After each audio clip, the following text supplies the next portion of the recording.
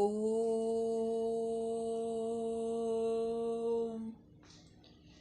कृष्णाय वासुदेवाय हरये परमात्मने प्रणतक्लेशनाशाय गोविन्दाय नमो नमः। गोविन्दाय नमो नमः।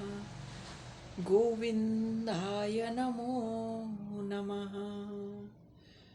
ॐ दामोदराय नमः। ॐ दामोदराय नमः। ॐ दामोदराय नमः। ॐ दामोदराय नमः। मोक्षदा एकादशी।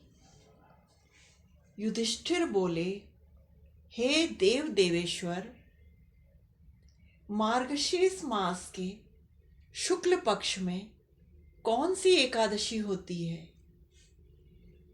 उस एकादशी की विधि क्या है तथा उस एकादशी के दिन किस देवता का पूजन किया जाता है?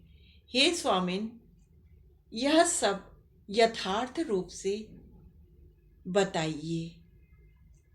भगवान श्री कृष्ण बोले, हे नृपश्रेष्ठ, मार्गशीर्ष मास के शुक्ल पक्ष की एकादशी का मैं आपके सम्मुख वर्णन करूंगा, जिसके श्रवण मात्र से वाजपेय यज्ञ का फल मिलता है। इस एकादशी का नाम मोक्षदा एकादशी है, जो सब पापों का हरण करने वाली है।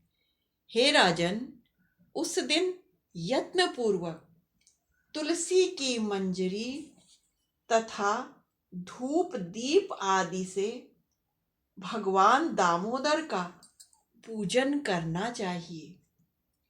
पूर्वोक्त विधि से ही दशमी और एकादशी के नियम का पालन करना उचित है, अर्थात दशमी विद्या एकादशी को त्याग कर द्वादशी विद्या एकादशी का व्रत करना चाहिए। मोक्षदा एकादशी बड़े बड़े पातकों का नाश करने वाली है। उस दिन रात्रि में मेरी प्रसन्नता के लिए, मुझ नारायण विष्णु की प्रसन्नता के लिए नृत्य, गीत और स्तुति के द्वारा रात्रि जागरण करना चाहिए। जिसके पितर पापवश नीच योनि में पड़े हों, वे इस एकादशी के दिन व्रत करके इसका पुण्य दान अपने पितरों के निमित्त करें, तो उनके पितरों को मोक्ष प्राप्त हो जाता है। इसमें तनिक भी संदेह नहीं है। पूर्व काल की बात है। वैष्णवों से विभूषित परम रमणीय चंपक नगर में वैखानस नामक राजा राज्य करते थे। वे अपनी प्रजा का पुत्रों की भांति पालन करते थे। इस प्रकार राज्य करते हुए राजा ने एक दिन रात्रि में स्वप्न में अपने पितरों को नीच योनि में पड़ा हुआ देखा।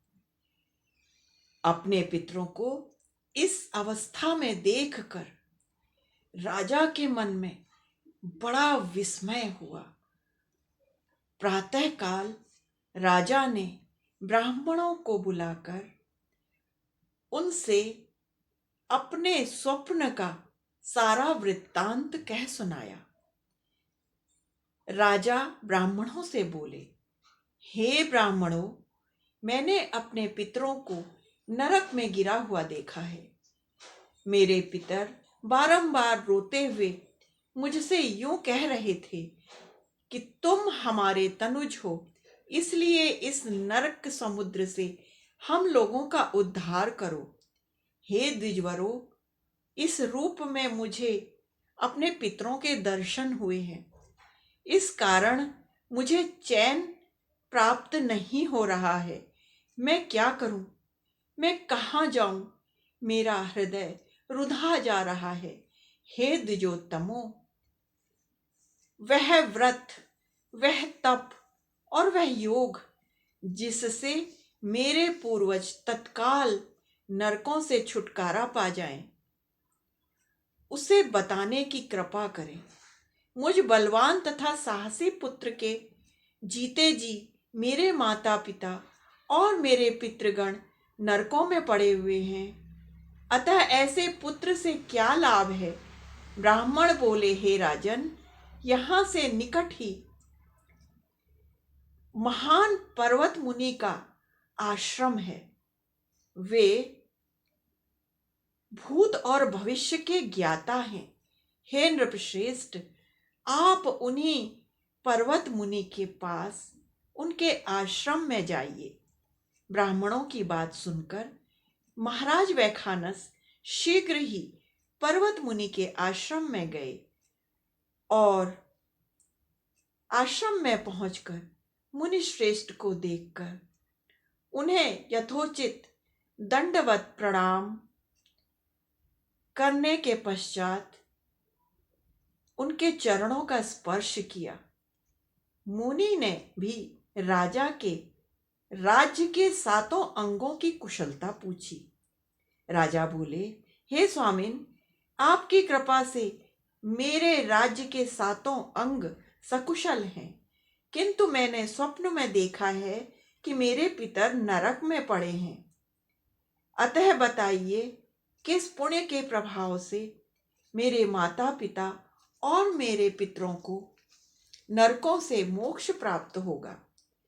राजा की बात सुनकर मुनि श्रेष्ठ पर्वत मुनि एक मुहूर्त तक ध्यानस्थ हो गए। इसके पश्चात मुनि श्रेष्ठ राजा से बोले, हे महाराज, मार्गशीर्ष माह के शुक्ल पक्ष में जो मोक्षदा नाम की एकादशी होती है, तुम सपरिवार उसका व्रत करो और उस व्रत से जो पुण्य अर्जित होगा उसे अपने पितरों को अर्पित कर दो। मोक्षदा एकादशी के पुण्य के प्रभाव से तुम्हारे माता पिता और पितरों का नरकों से उद्धार हो जाएगा। भगवान श्री कृष्ण कहते हैं, हे युधिष्ठिर, मुनि की यह बात सुनकर राजा पुनः अपने राज्य में लौट आए। जब उत्तम मार्गशीर्ष का महीना आया, तब राजा वैखानस ने मुनि के कथनानुसार मोक्षदा एकादशी का सपरिवार व्रत करके उसका समस्त पुण्य अपने पितरों के मोक्ष हेतु अर्पित कर दिया। पुण्य के अर्पित होते ही क्षण भर में ही आकाश से पुष्पों की वर्षा होने लगी। वैखानस के माता पिता पितरों सहित नरकों से छुटकारा प्राप्त कर गए और आकाश में आकर राजा के प्रति यह पवित्र वचन बोले, हे पुत्र, तुम्हारा कल्याण हो, तुम्हारा कल्याण हो, तुम्हारा कल्याण हो। यह कहकर वे मुक्त हो गए, मोक्ष को प्राप्त हो गए। हे राजन, जो इस प्रकार कल्याणमयी मोक्षदा एकादशी का व्रत करता है, उसके समस्त पाप नष्ट हो जाते हैं और मृत्यु के पश्चात वह मोक्ष को प्राप्त कर लेता है।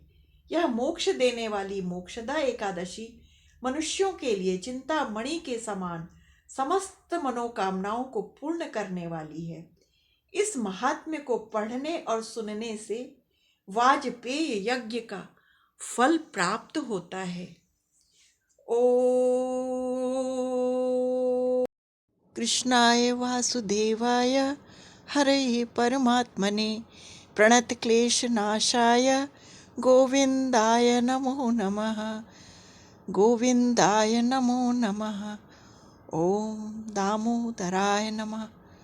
ओम दामोदराय नमः। ओम दामोदराय नमः। ओम दामोदराय नमः। ओम दामोदराय नमो नमः।